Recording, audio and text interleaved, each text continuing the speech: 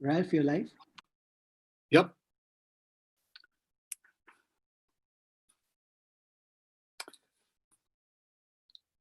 Welcome to TEDx Gateway. Today, broadcasting to you, streamcasting to you, narrowcasting to you from all over the world. My name is Ralph Simon. I'm here in London, and we are joined today with a fantastic session. It's a really important one where we're looking for a framework for learning, growing, and thriving in adversity. We're living in difficult times, and there's a whole new generation of people entering the workforce. And in this COVID lockdown period, we need the guidance of some wise people that can show us and tell us what we might be able to do to really enhance our careers, our lives, our ability to earn a living and to make a good living so that we can be successful for our families and our close ones. And of course, the way that we do that is using the principles of simplicity, specialization, creativity, as you can see from the sign behind me, and collaboration. And we have two fantastic speakers with us today. First of all, we'd like to introduce you to Anupam Gupta. Just a brief background on Anupam. Anupam is a very experienced accountant and a consultant in the stock market, born and brought up in Mumbai, based in Mumbai. And he's also the host of a very well-known and successful podcast called Paisa Vaisa, which of course, that type of money is something that strikes up emotions for many people. So first of all, let us introduce Anupam Gupta. Anupam, welcome to TEDx Gateway.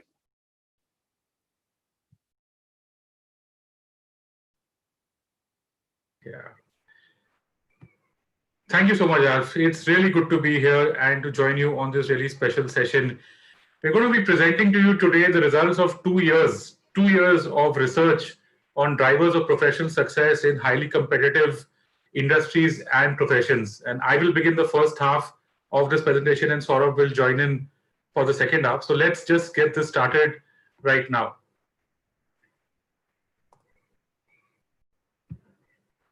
So India's GDP has tripled in the past 20 years, and even on a per capita basis, we've gone up to around $2,500 from around $600 20 years ago. And so we've grown faster than any democracy has ever grown in the history of this planet. In fact, India has grown faster over the past 20 years than any large country has ever grown, with the sole exception of China.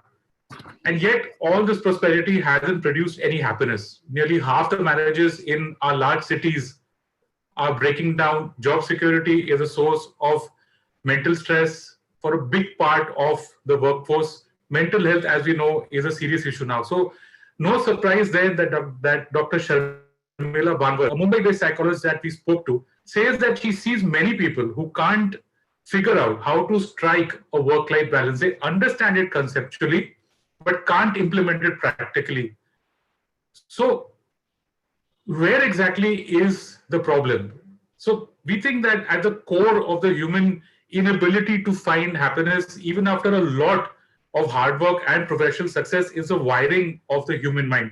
If you just look at the picture below, on the extreme right-hand side, it's a very famous picture, and half of us probably see a young woman and half of us see an old woman. So in particular, psychologists and cognitive scientists like Nick Chater, Stephen Sloman, and Philip Fernbach are telling us that we suffer from three illusions. The first is the knowledge illusion. We think we know how complex operations work. Like, say, we can explain intricate details of an iPhone or how a massive company like Reliance Industries can work, when we don't even know how common things like a zipper or a flush or even a cycle work.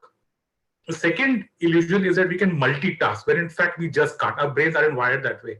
One example is that you can see people who talk on the phone while driving, whereas there's enough research to show that even if you're using a hands-free while driving, there is some risk. And third is a visual illusion. So right now on this slide, you think that you can see every word that's here, when in fact eye tracking software has shown that our eyes are only focusing on 12 to 14 letters at a time on a page of a book. And if all this wasn't enough, there's also research that tells us our memories are fallible. So, we think that we are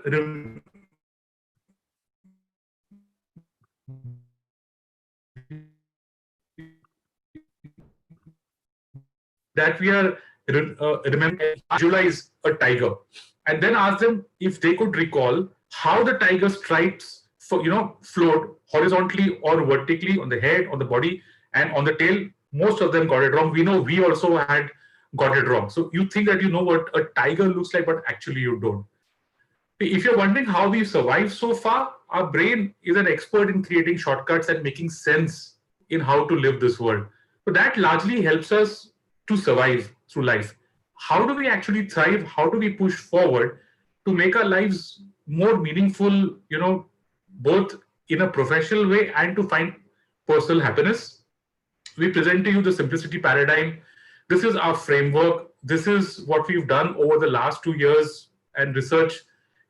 This is the summary of that research. It's a three-tiered framework that starts from first principles and then goes all the way to the actual result. So the first tier consists of 3 core beliefs: specialize, simplify, spiritualize. On top of this, you have specific behaviors of declutter, creativity and memory, and collaboration. As you implement the six-step structure in your life, you'll see a huge transformation. And that top tier that you see on top there is the result: simplicity in business and simplicity in investing. We find that most effective exponents, the most effective practitioners, have adapted variants of this theme, of this simplicity paradigm that we are now going to outline to you in the next few minutes. So let's go to the first slab, the first layer: specialization. So we can see that specialization works over the last, in the last decade. One of the enduring themes that has been there in the world is the rise of the specialist, whether it's Virat Kohli in cricket or even Ben Stokes, who we just saw against the West Indies, to Charlie Munger in investing, to Steve Jobs in business, to Shah Rukh Khan or Akshay Kumar.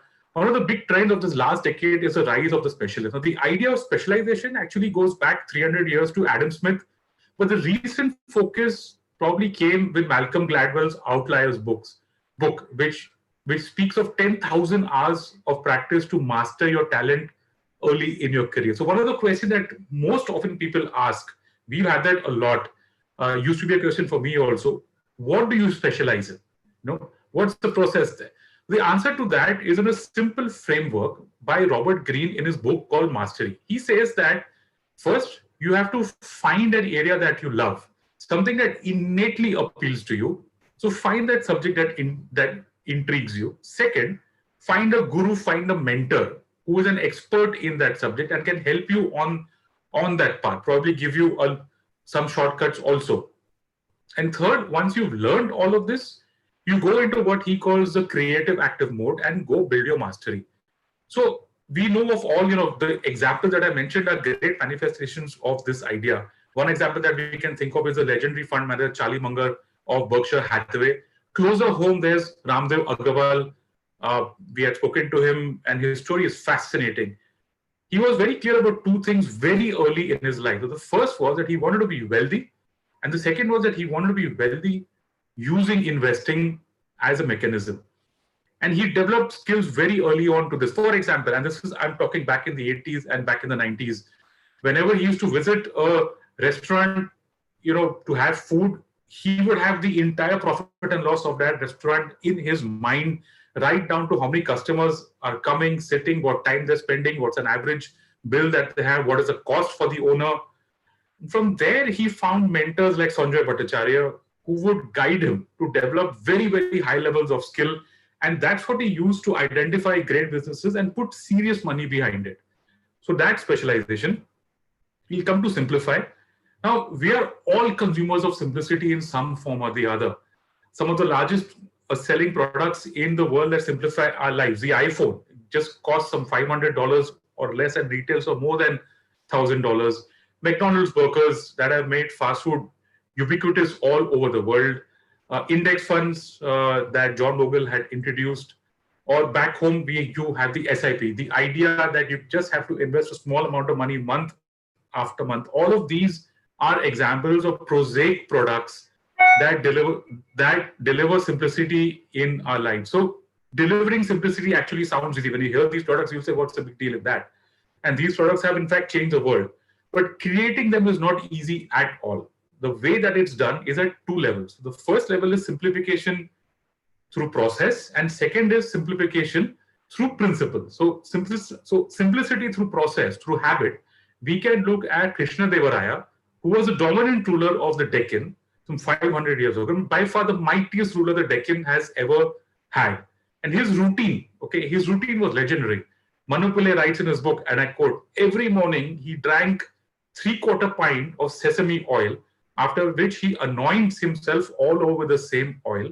He would then work out with weights, exercise with his sword, wrestle with his wrestlers till he sweats out the entire oil. Then he would go horse riding before daybreak, and finally, when it's time for him to appear in the court, he would wear a tunic, a brocade cap, and seat himself on the diamond throne. Now you and I can't be, we may not get to be an Indian Maharaj, but extensive research shows that creating a routine is one of the most powerful keys to living a successful life. Then we look at simplicity through principles. And for that, it's a very advanced level of simplicity. And Saurabh Mukherjea's Marcellus, the way that they choose companies to invest in is a great example of that. They follow just two ideas. One, look at companies that deliver 10% revenue growth year after year. And second, follow companies that give you 15% ROE year after year. You just refuse to look at anything beyond that. So that's how you have a discipline in investing.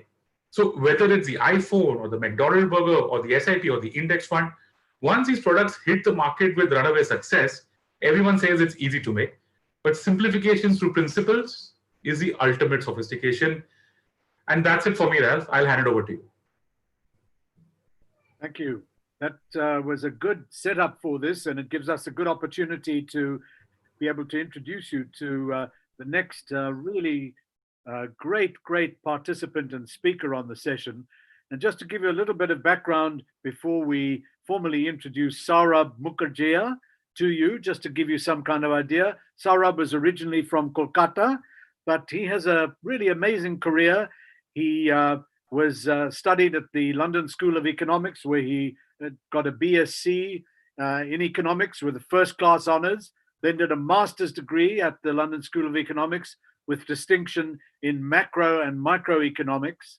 And then in 2007, he was involved with a company called Clear Capital, working in the UK for a number of years, and he was rated as the leading equity strategist in 2015, 2016, 2017 by the Asia Money polls.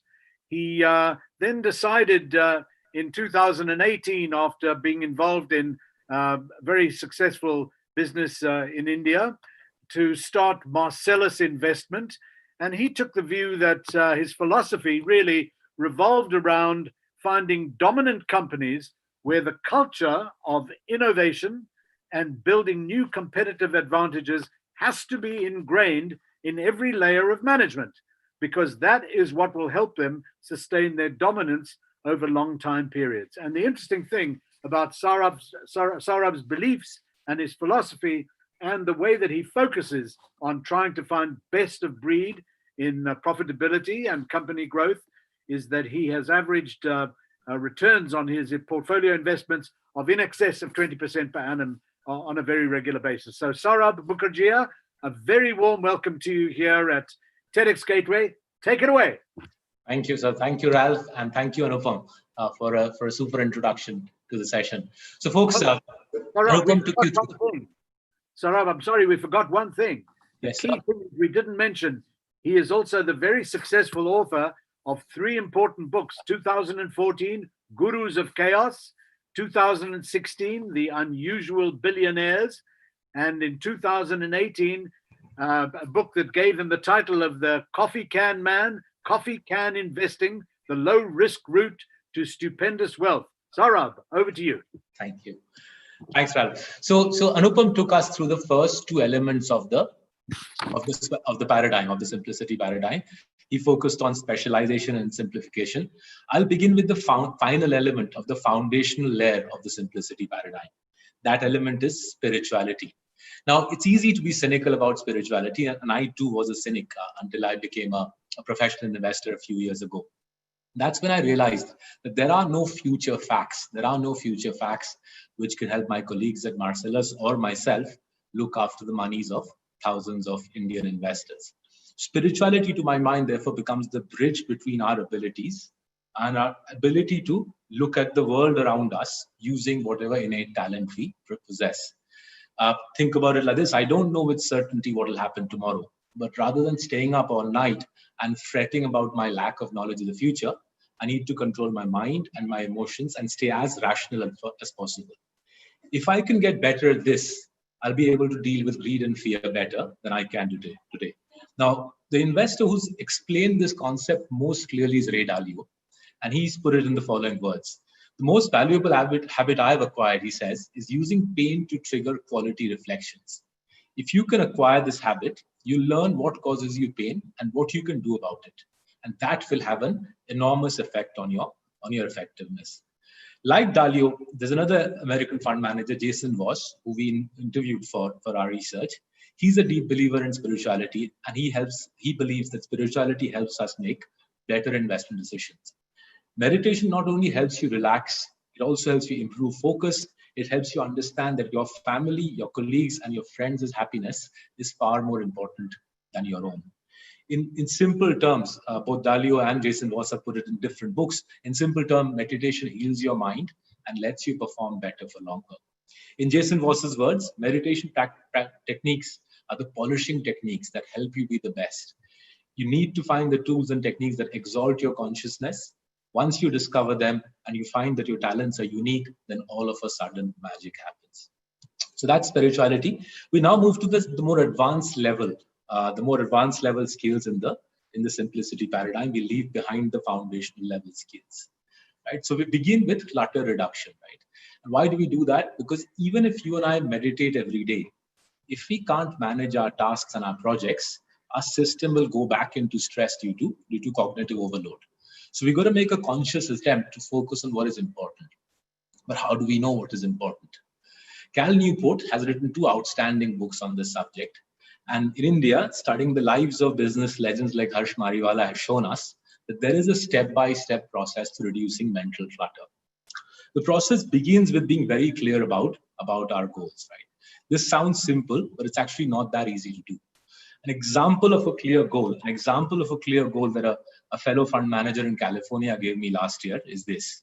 He said, I focus on very few things: my family, my investors, and my closest colleagues. I deprioritize everything else.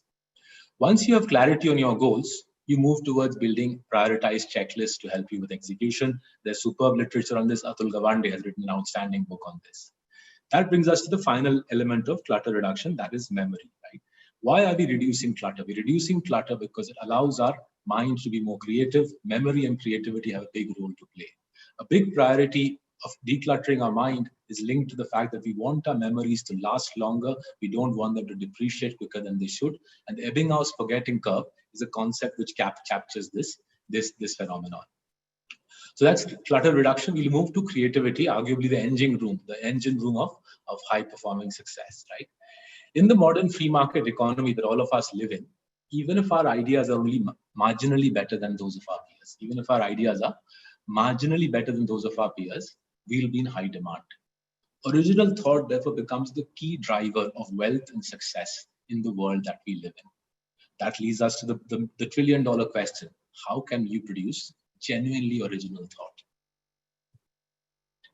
Experts like Adam Grant, Doris Wallace, and Howard Gruber have shown in separate studies that for a lot of creative giants, there are a surprisingly similar list of 5 things that fuel their creativity. Read widely. Right? That's the first element of a creative person. Charlie Munger says he's never met a smart person who does not read widely. Every expert we interviewed for this book, for this research, every expert turned out to be a voracious reader. For my part, I asked almost everyone I meet what their favorite books are.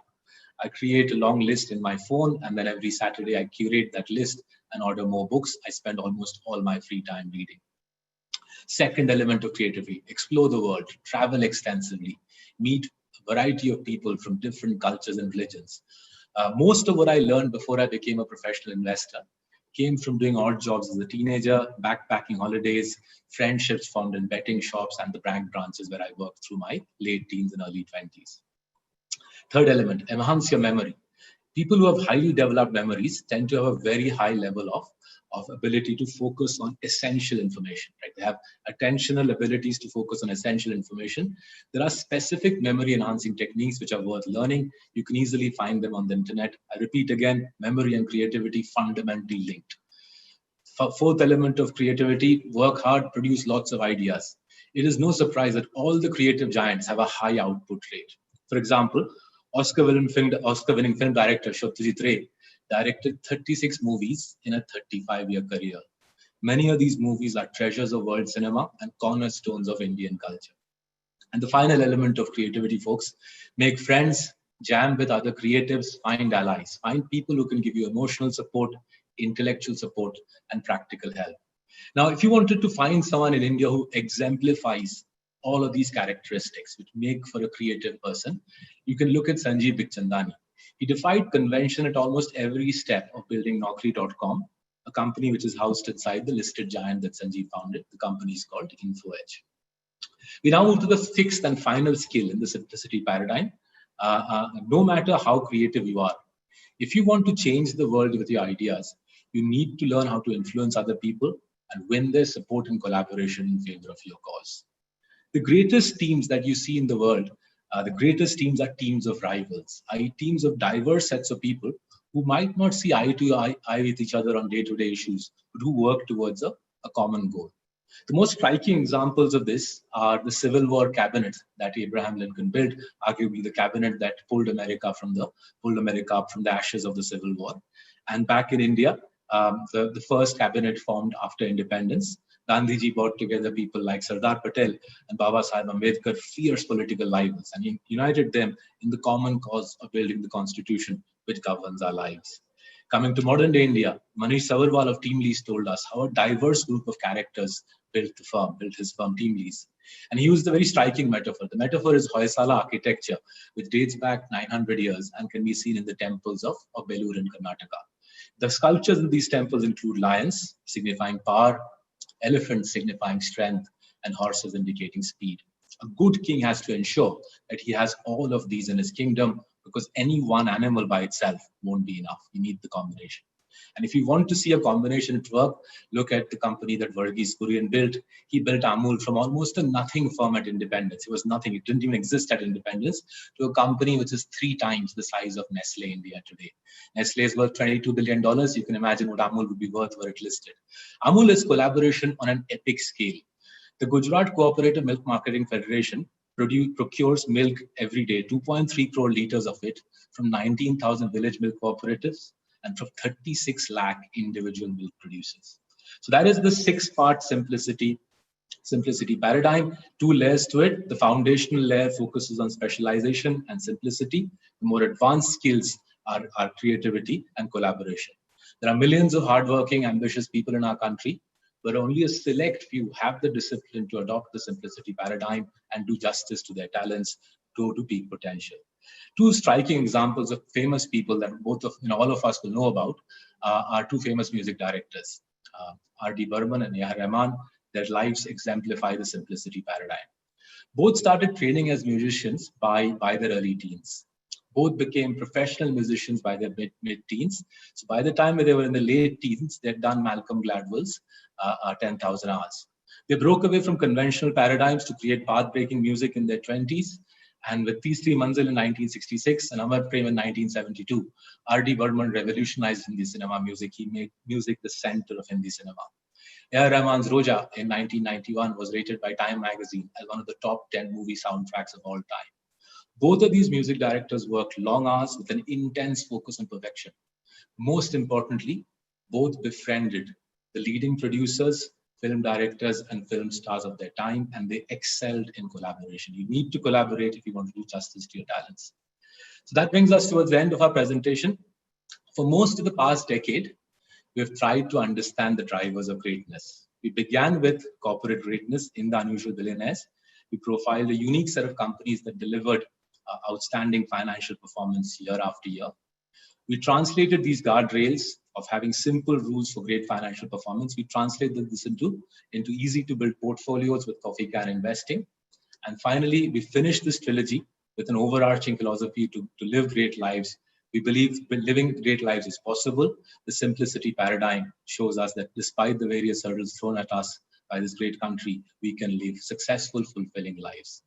Thank you very much for your time and attention. Ralph, back to you.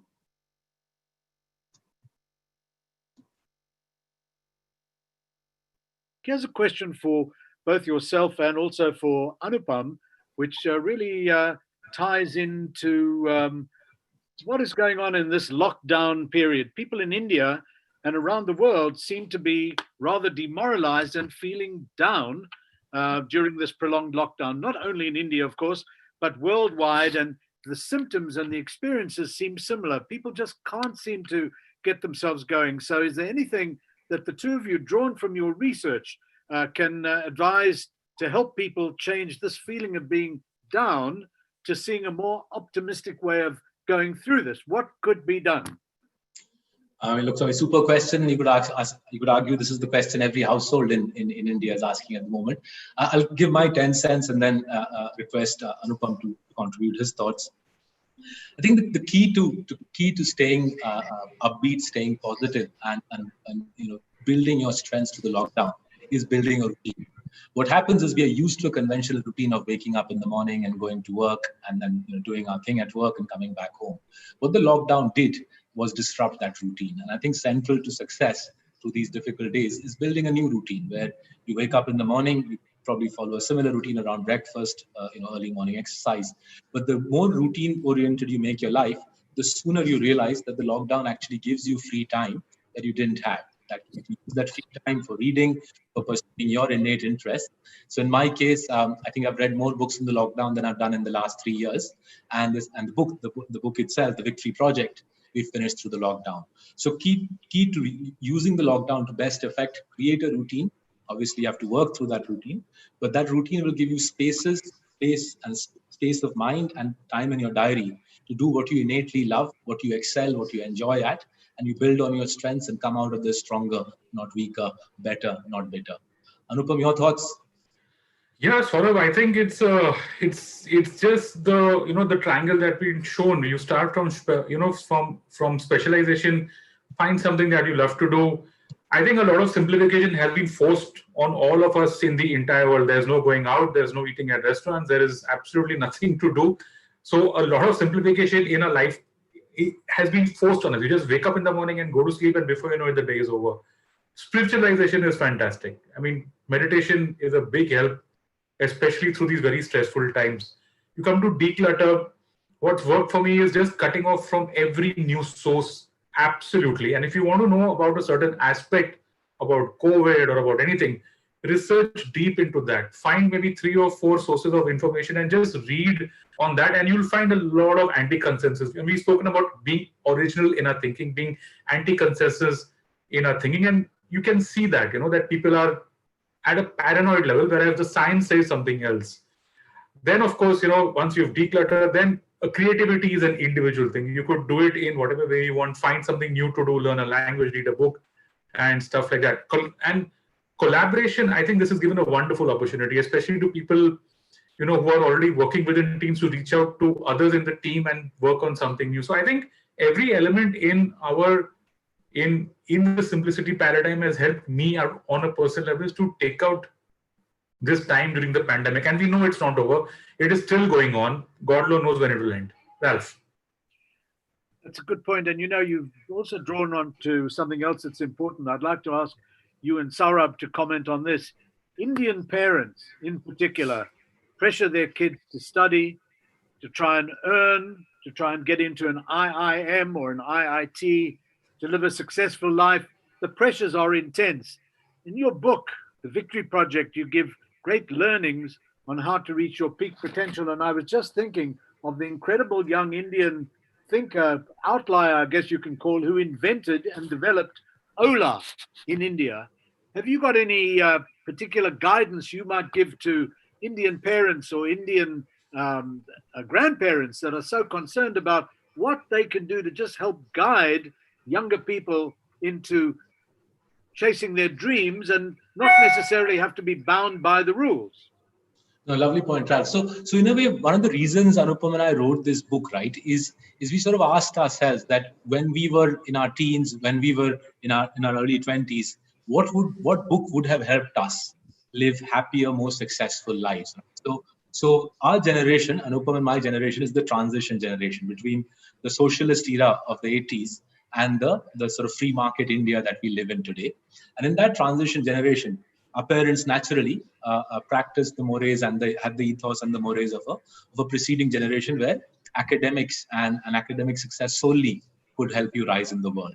In our generation, as you pointed out from the nice example of Ola, in our generation, it's become relatively clear that even if you pass a trillion different exams, unless your creativity is firing at full throttle, as indicated in the sign behind you, unless your creativity is firing at full throttle, unless you're able to stand out with unique and original contributions to the world around you, you're not going to get very far. And in this transition generation, which is not socialism anymore, it's a free market economy, a different type of learning habit is required. You still need to work hard, but you can't just work hard at passing exams. You need to build a multitude of skills. You need to have a variety of experiences. So our book, in a way, is the book that we would have found most useful 20 years ago. And for the for the hundreds of millions of bright young kids out there who want to be successful, we hope this book gives you the roadmap to building the career that you want to build, to fulfilling your peak potential. Because Ralph, you make a super point. You can be as brilliant in academics, but in the country that we have built today, academics alone is not going to take you very far. Anupam, your thoughts? I'll make this quick, Ralph. This is a debate that's thankfully it's happening right now: STEM versus humanities, right? Because India has just caught on to the STEM obsession, like you said, and around. I'm a parent. Saurabh is a parent, so we know how this works. We are there. There are decisions that we take, but we've written about this so extensively in the book. Look at the iPhone. Look at Steve Jobs. He placed engineers. These are STEM masters of design next to artists. So how can you get a product like the iPhone without creativity? You just can't. So everywhere that you see around you, it's a mixture of both. Now, how you pursue that, whether you want to go to an IIM or whether you want to do liberal arts, is your call. But being obsessed about just one, I think it's a little bit, I don't think these are the right times for that. And that's something that we also speak about at our home. Ralph. It's so interesting that you raised that point. People always look at Steve Jobs as a great example of unbelievable creativity and bringing science and technology together in an interesting way. And his main designer, the British guy, Sir Jonathan Ives, came from an interesting background because his grandfather was a silversmith. And when he was a young boy, he spent a lot of time in his grandfather's workshop learning how to bevel silver and so on. But obviously, having technology understanding, scientific understanding, and creativity is one thing. But here's a question for the two of you. People are really beginning to believe in these very, very hurried times and the pressure of trying to make ends meet and keep your family going, both in lockdown and just in general, that there must be more to life than just work, where there's nothing else. What do you do to enhance and raise your family? There are certain ways to feel more fulfilled. What is your advice to people that are stuck between their passion, what they love to do, and what they have to do in a job?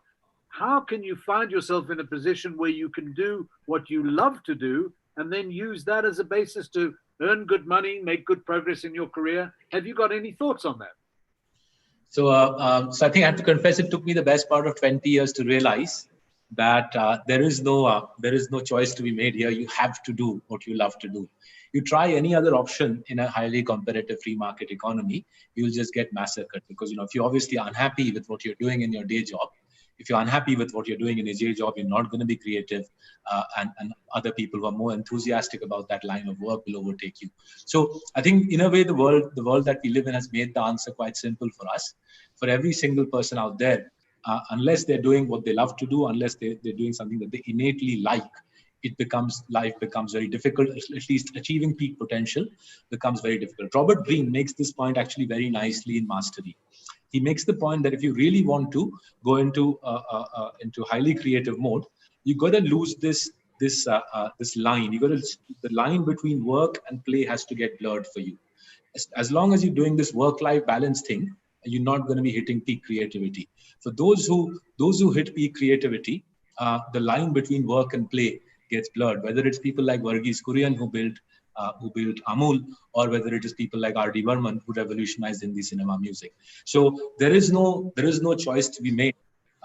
In a way, your mind and your innate preferences makes the choice for you. You have to do what you like to do. Anupam? Oh, it's a tough one, Ralph, right? Because there is some amount of romanticism in saying love to do what you want to do. And India, with a population of 135 crore people, that luxury isn't there for all of us. So we've spoken about this in the book also. I think you have to reach you have to slog it out. So I think you start from hard work, and that might not be a pleasurable experience for a lot of people. When I look at the people that we met for this book, good Lord, the kind of lives that they have lived. Sanjeev Bikhchandani, for example, would have struggled to set up Infobeam, and our media is only obsessed on one part of his life. Ramdev Agarwal didn't know English. This is a person who, he actually went and learned English to an extent where his friends in college would come to him for help. So I think we need to be very comfortable with doing immense amount of hard work to reach a point where we say, okay, now there is no difference between work and life. Okay, which what Saurabh said was right. At some point of time, you have to realize there's just life. Work and life are two separate buckets. That it's just life, and work is an extension of that. Ralph. Well, thank you. That gives me some kind of sense. Here's another question. You've told us about what brings happiness and fulfillment professionally, but from the 2 years of intensive work and research that you did for the book and looking at what is peak performance, what did you find to be some of the primary drivers of unhappiness professionally and in one's career or one's work? I think the consistent one seems to be especially through, I think the hardest decade for a professional seems to be the 20s, because at that age, you're not 100% convinced of your own creative instincts. And also, as Anupam alluded to in his previous answer, in your 20s, you don't quite have the luxury to pull all the strings that you want to pull to build the life that you want to build. So the 20s seems to be the hardest decade. And then the difference between people who go on to hit peak potential and those who don't seems to be that in the 30s and certainly in their 40s, the peak potential candidates pull away. They choose a certain path. Ramdev Agarwal, fund management, broking and fund management. Sanjeev Bikhchandani quit a job in a multinational company to create InfoEdge. So in your 20s, somewhere between 25 and 35, the peak potential candidates pull away and say, this is my life, this is what I'll do whatever it takes. Sanjeev Bikhchandani, just staying with Mr. Bikhchandani, he held down 3 jobs for, I think, the best part of 10 years to fund InfoEdge. Before the venture capital funding arrived, this man held down 3 jobs to fund InfoEdge. He taught as a professor in a business school. He worked as an advertising executive in a newspaper, and he ran a learning center for IIT aspirants. He did all three jobs plus running InfoEdge for 10 years before the funding arrived. So that period between 25 and 35, when you decide this is my calling in life and I'll do whatever it takes, those are the toughest years. Some people bite the bullet and go for it. Others choose not to bite the bullet and regret it for much of the rest of their lives. Anupam, your thoughts? Yeah, what a question, Ralph, right? Sources of unhappiness.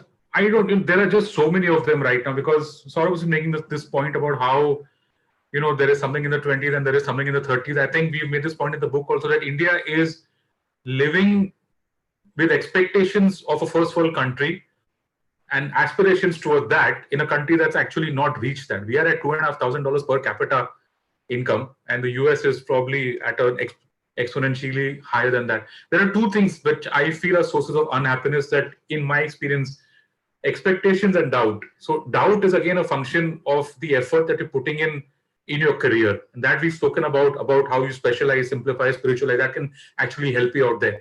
Expectations is a tough thing. India, the kind of politics we have at work, the kind of expectations we have at work, we've taken 2 case studies in, in something that we've written about a very, someone, a senior professional in her 40s who cannot leave work before 9-10 o'clock in the night. I know I have, kind of similarly lived that. And the reason is not because there is so much work. The reason is if I leave now, what will my boss think, or what message does that send to my juniors? So I think expectations and doubt, if you can manage that and if you can get clarity, whether it's via a mentor or whether it's by any other way, you'll find a lot of that unhappiness actually goes away. Ralph.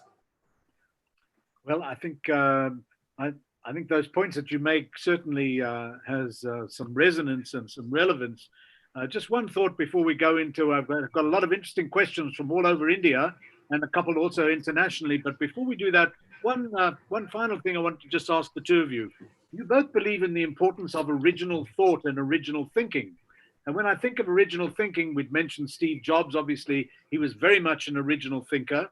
We think of someone like Sir Tim Berners-Lee, who invented, created, discovered the World Wide Web.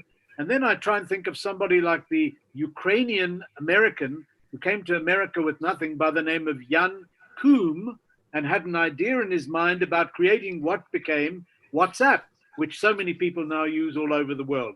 So question for you is, what is your view about original thinking? Sometimes it's very difficult when you're doing your studies or when you're in your first jobs to determine what is original and what is not original. How can you give any guidance on that? So I think in a way, because original thinking is very hard and very rare, I don't think anybody should wake up in the morning and say, today I will strive to be original. It doesn't work like that. What seems to help is the 5-part process that we have laid down in the book. Read extensively, right? As we said, we can't find any substitute for reading. And whilst I would love to say reading social media and WhatsApp will be a to original thinking, the research doesn't indicate that reading lots of social media posts takes you anywhere. There is the need to read books and read books extensively. The second is the importance of cultivating a variety of interests. You cited Johnny Ive, Ralph, lovely example. In the book, we've highlighted Verghese Kurian's own diversity of example, diversity of interest before he created Amul in 1948. So reading the variety of experiences, and then the ability to question consensus, the ability to question the received wisdom. If you can line these 3 up, if you just line these 3 up, read. Because reading gives you a variety of mental models, your neural networks become denser and denser. You've got more lenses in your mind to see the world through, variety of experiences, and finally the willingness to the courage to question received wisdom. And if you can get all 3 together, I think that's as close as we've got to finding the elixir for creativity. Anupam, any further thoughts on drivers of creativity? None whatsoever, Saurabh. Ralph, it is extremely difficult to have original thought today when you've got your mobile and you've got 1,000 notifications there and another 10,000 notifications on your laptop, and you've got theories of statues with laser beams and a lot of stuff. I think, addition to what Saurabh said, and this is a daily thing, by the way, I ask myself just one question: what's on the other side of the trade? If the entire world is saying this, what's on the other side of that? And that's it. You just have to find what's on the other side of the trade and figure out so that you just balance your mind. Because if you're going to choose consciously to brainwash yourself, then that's just about it. As the saying goes, shit sells. 1 million flies can't be wrong. So it's very compelling to believe that, if something is that popular, there has to be something in it. But you have to keep asking yourself what's on the other side of the trade. Unless you don't do that, I mean, have an open mind. That's all. In addition to what Saurabh said, Ralph. Okay, so let's go to some questions. We've got some really interesting questions from people watching and listening all over India. We'll take 2 to begin with to ask you both these 2 questions. One is from Vivek in Bengaluru. Great to have someone from Bengaluru here with us. And the second one will be from Hiral Pandya. So first of all, from Vivek, he wants to know, is there a difference between finite time versus infinite learning options? How does one choose what to learn and what to read and put that into your time? And the second question from Hiral Pandya is, how do you declutter wrong habits? So they kind of both talk about decluttering time and decluttering habits. What do you say, Saurabh?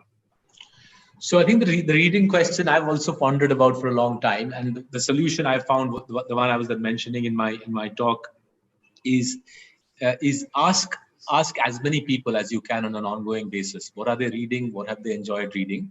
And you soon end up with a long list of, I've got something like 500 books on my phone.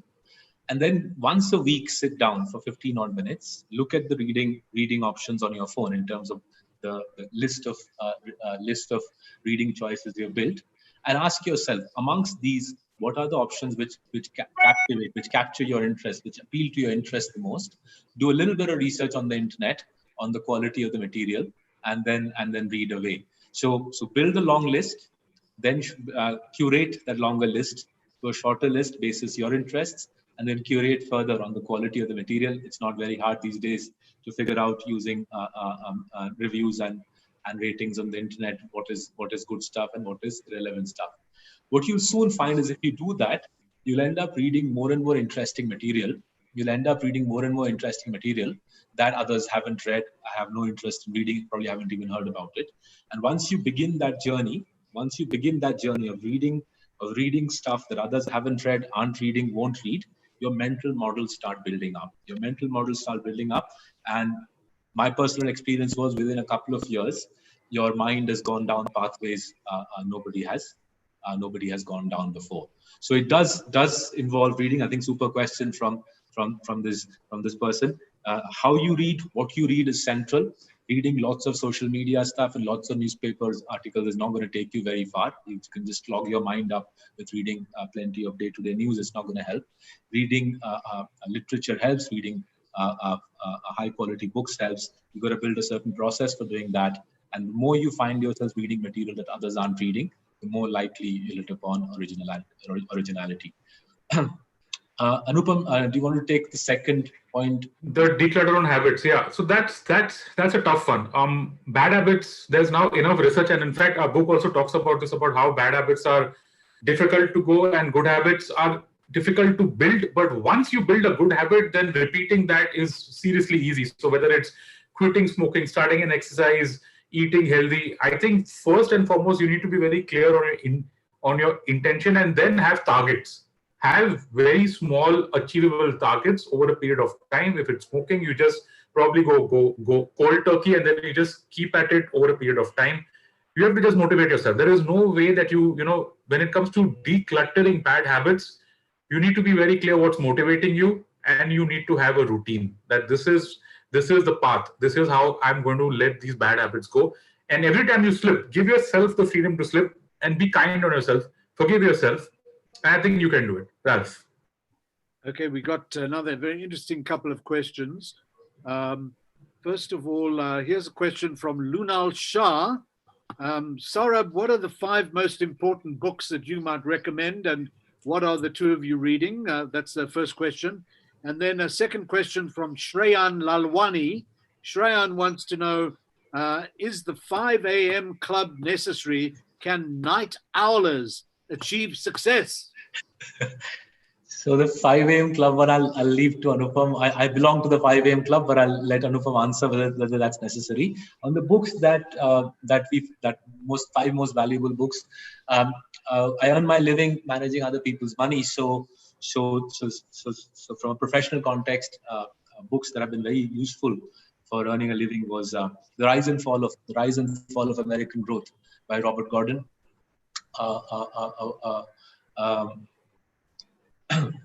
The book on Capital is an American asset management firm. A man called Charlie Ellis wrote a fabulous book on capital. It's become sort of basis around which we're thinking of building our company, Marcellus. Looking at business people whose lives have played a big role in shaping my thinking. Jeff Bezos and the book on him by Brad Stone. The book is called The Everything Store. It's a super book on Bezos.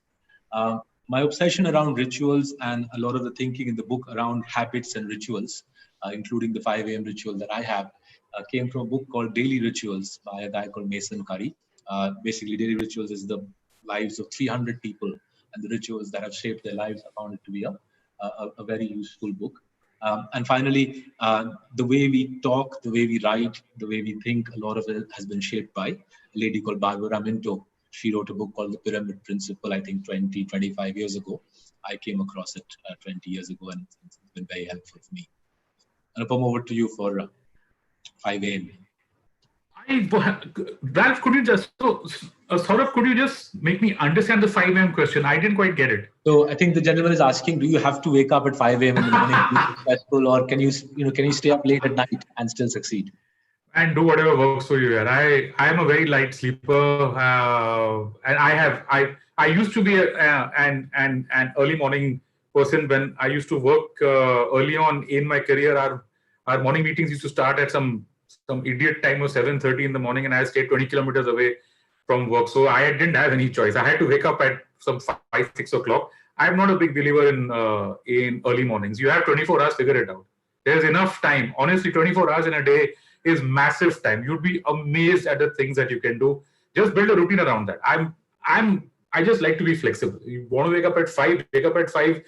You want to wake up at 9, wake up at 9. I have a kid who I have to struggle to wake up at even 8 o'clock for his school. Do you want me to tell him to wake up at 5? He's not going to listen to me. But does that make him less creative? I don't think so. I think it's more of habits than this entire 5 a.m., 6 a.m. thing. In our book, of course, we mentioned a lot about the 4 a.m. routine, the 5 a.m. routine. I think we need to just emphasize on a proper 8-hour sleep.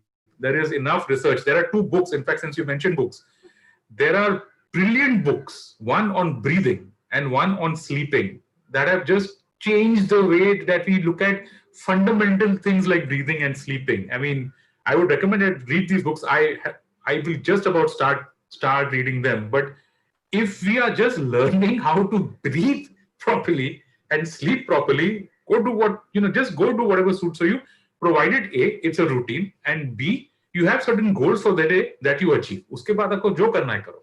Ralph. Okay, we've got another 2 interesting questions about the concept of creativity.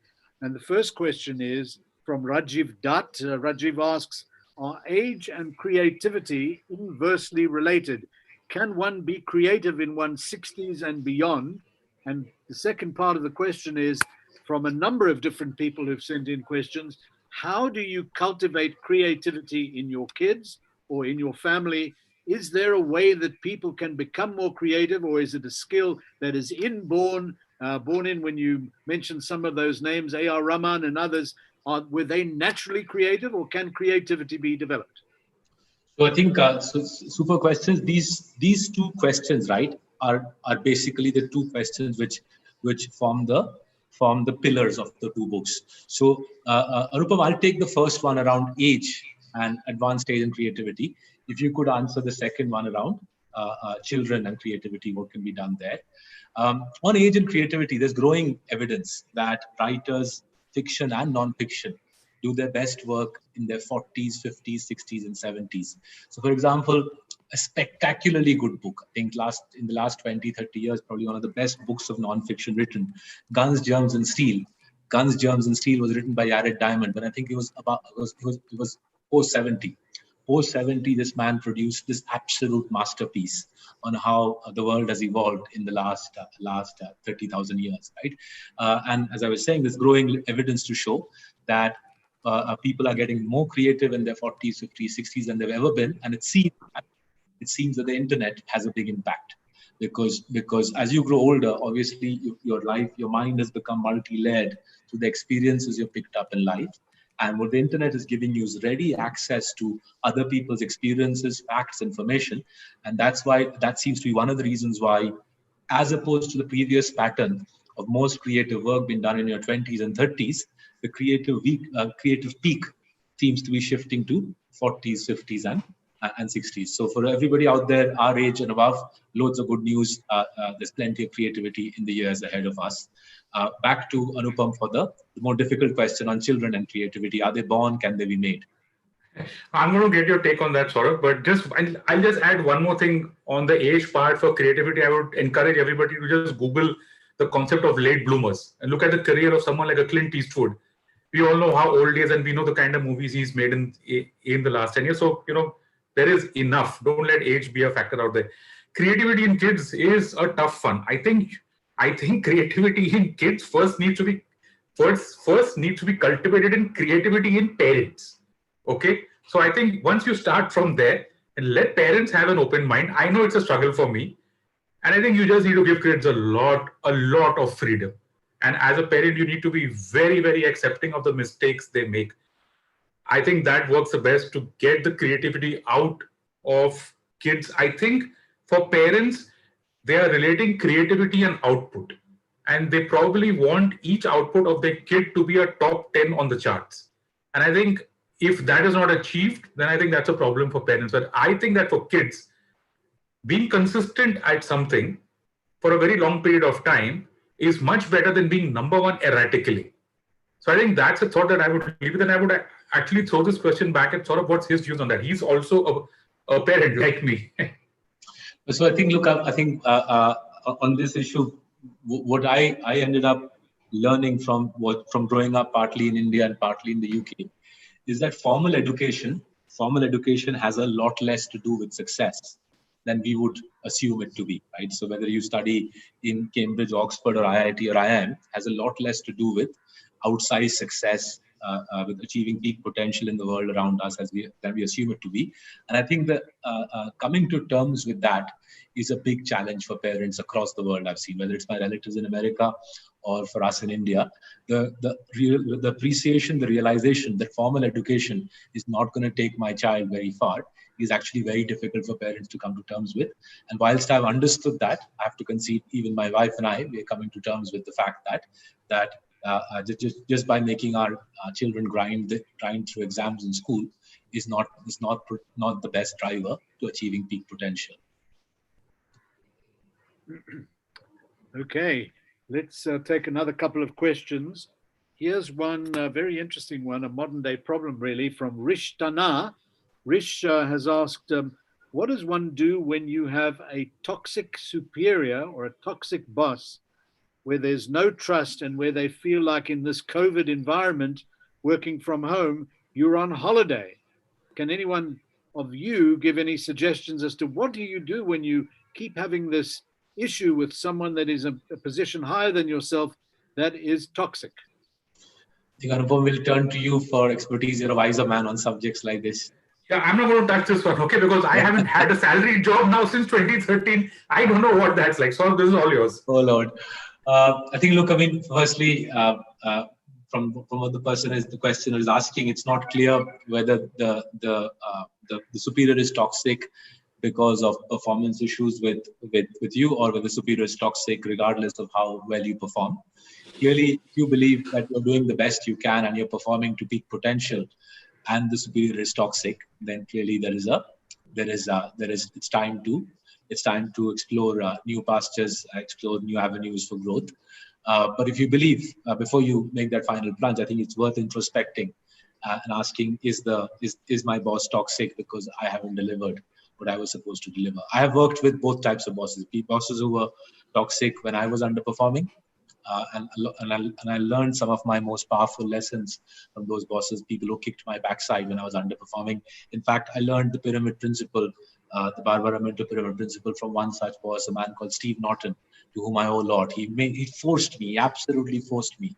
Steve Norton forced me to use the pyramid principle for every memo I write, every email I write. I used to hate him for it for a year. But over the last 20 years, I've said many silent thank you prayers to Steve. I hope he's happy wherever he is in the UK. I also worked with bosses who didn't seem to be happy regardless of what I did. And those sorts of people can destroy your soul. It's worth looking for something else if you're stuck in the latter situation. Okay, here's another question. Here's one from Aditya Gupta from Indore, which they say is the cleanest city in India. I don't know if you all agree with that, but it's a question that also relates to COVID. What are some of the observations you've made where you think that something really good and positive can come out of this COVID period? You mentioned earlier on in the session today about the fact that it gave you time to read, Saurabh, but in general, do you think that this slowdown or this working from home does have additional benefits that would potentially be useful for someone's professional career? I think where COVID has been a supernatural experiment is in encouraging people to think for themselves, right? Back in January, February, March, even in March, there were very few answers on on how potent will COVID be, how many lives will it take, how much disruption will it cause. And since nobody had the answers, it was interesting to see how a variety of people responded. Some responded by just completely clogging their minds and their lives with fear. They sold their stocks in the market, they battened down the hatches, and I think must have switched on their over-the-top, the OTT content subscription and watch themselves senseless watching TV for 3 months. Right? We saw that sort of extreme reaction. We saw others saying that look, this is a new business opportunity. At least two friends of mine understood that COVID would lead to the restaurant sector suffering, and they launched cloud kitchens or dark kitchens as they're called in the UK, and their cloud kitchen businesses have been fabulously successful in the last 3 months. Right? So COVID has been a great natural experiment. It's allowed the men to separate from the boys, the women to separate from the girls, and we're not done yet. I think there's still some way to go before the pandemic solves itself. It's a true test of character. It's a test of original thought. It's a test for those who are willing to think about the world rationally rather than just blindly follow the herd. Anupam? Not much to add there, Ralph. It's a tough one. I mean, at an individual level, we are all dealing with this in different ways. And I think the only thing that's there, and Manish Sabharwal actually said this really well in a TV interview. He said that we are all in the same storm, but not in the same boat. So all this is going to get down to how all of us react in our own ways. And like Saurabh said, this requires a lot of fortitude for you to go forward. For some people, the lockdown's been great. They've had new habits. They've been able to physically, develop a routine, whereas it's not been the same for a lot of other people who've seen their businesses actually go down, and that mentally affects you. But I'll just finish off with what Saurabh said about it helping you to build your character. This is that time, and hopefully we'll all come out better for it. Ralph. Okay, well, we are running a little bit out of time. So the last couple of questions that we've got, first of all, coping with adversity, whether it's in a firm, or we've even had someone sending in a question saying they work in government, work with bureaucrats, and how do you work in an environment where it is not necessarily creative, where you're working with those restrictions, and how can we grow professionally? Can you just maybe give your tips or a tip on what you think could at least be a growth mechanism, these ideas for going for peak performance that you've got in your book, which I would strongly recommend to everybody that is watching this webinar. Fantastic ideas within it, but what you can say about adversity and what you can also say about the notion of growing professionally. I think, let me just start on the adversity point. I think what's been remarkable about COVID is, right, how India's authorities have coped with it, right? This is a country which, if you go back to February, March, you would see editorials across the Western media that poor, hungry, poverty-stricken India will be plastered, hammered by COVID. The data hasn't borne that out. 35,000 people have died in this country. Several of us have lost dear ones, but we have lost nothing like the numbers of people that countries far more prosperous with far better healthcare systems than us have lost. Secondly, throughout this pandemic, with the health authorities stretched to the limit, with the law enforcement situation being in flux, we haven't seen civil breakdown, we haven't seen social disorder, we haven't seen chaos. And I think a lot of credit should go to both local and state level authorities for governing the country through an unprecedented pandemic. So India is held up in many different ways, whether it's the stock market, whether it is our healthcare system, whether it is our law and order system. We've held up much better through this than I think I would have imagined myself to have expected India to do. And in the midst of all that, we've had some very interesting situation with our northern neighbors in Ladakh. So altogether, I think what doesn't kill you makes you stronger. And it does appear that India comes out of COVID stronger than it went in, contrary to everybody's expectations, including, I have to concede, my own. Anupam, any thoughts on the professional skill building in adverse situations?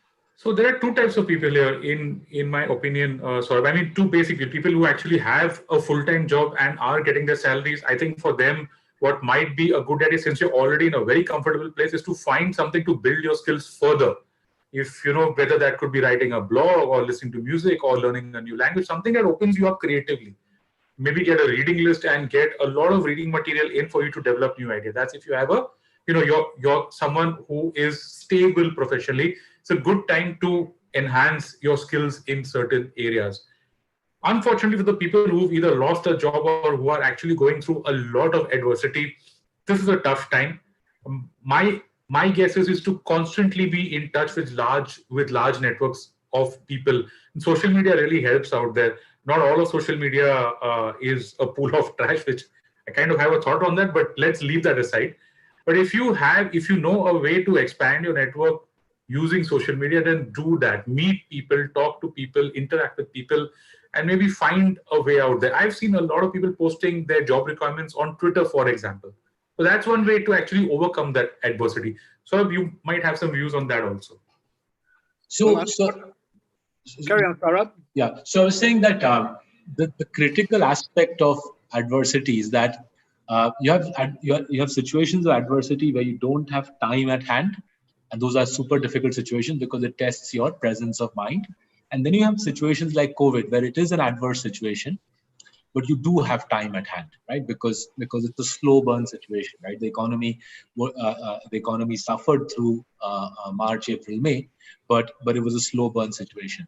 And in a way, the difference becomes between those who hit peak potential and those who don't is the ability to use time to your advantage. So I'll leave my friend unnamed, but I'll use his example, the cloud kitchen friend that I mentioned. So he actually is a restaurateur in Delhi. He has 3 restaurants. As soon as the Prime Minister announced the lockdown in March, he realized his restaurants will be in trouble. Right? Within the next 48 hours, he started building a business plan for cloud kitchens. We discussed it before, but he put his plans to fruition. And by the time India came out of lockdown, or Delhi, he lives in Delhi, by the time Delhi came out of lockdown in the middle of May, his cloud kitchen was up and running. And now by the end of July, he's got a booming cloud kitchen business. His restaurant business is suffering, but this man realized early on that would be a problem, responded, put a cloud kitchen together. It's actually not very expensive to put a cloud kitchen together, especially for a restaurateur. And he pivoted that much faster, used the time, used his resources. Now, this friend is a childhood friend, well-read, extensive set of interests, constant curious mind, constantly thinks about new ways of doing things. And COVID ended up becoming initially an adversity, but now a massive opportunity for him. Well, that is a great example to finish on, Saurabh, someone who saw adversity becoming an advantage, or certainly used creativity to think of a new way of developing a new tool that then led to something interesting, which is often the way that invention can be the necessity of innovation, or innovation is the necessity of invention. So Anupam and Saurabh, unfortunately, we've been beaten by the clock, but not beaten by the fantastic discussion we've had today. And we'd like to, just before we leave, tell everybody that is watching and listening that we've got another fantastic session coming up this Wednesday, the 29th of July at 5:30 IST, where we will feature one of the great futurists, Vivek Wadhwa, and also C.P. Gurmani, who's the managing director and CEO of Tech Mahindra. Here's a slide that can show you what it is. And then you can also see the great sessions we've got next weekend. But this leaves me to say a massive thank you to Anupam Gupta. Anupam, thank you so much for giving us your wisdom. Saurabh, to you, just hearing about your background, telling us some of the great books that have influenced your thinking and your optimism. I'm sure that many, many people, the 4, maybe 20,000 people that have been watching today will certainly have got some ideas, because today, in today's world, if you really are optimistic, as one always should be, remember, life is for living and you've got to maximize every minute, because if you don't, a terrible thing happens. And you know what that is? Nothing. And you can't have nothing. Life is important to have something, and something is there for everybody who will roll up their sleeves and have a good group of people to work with. It's always like that. That's what TEDx Gateway is. A big thanks to Yashraj Akashi, to him and his team, to Pranav and to Rashi and to Vinil. So thank you very much. My name is Ralph Simon. I'm in London, but my heart is in India. Goodbye, Saurabh and Anupam. Thank you. Thank you. Thank you, Ralph. Thank you, Saurabh. Thanks, sir. Thank you. Anupam. We'll now move on to the backstage session. Please join us there. And thank you again. An amazing session. Please join our community on tedxgateway.com/join. You will see a Telegram or a Facebook group that you can join in and stay in touch with us. Thank you all.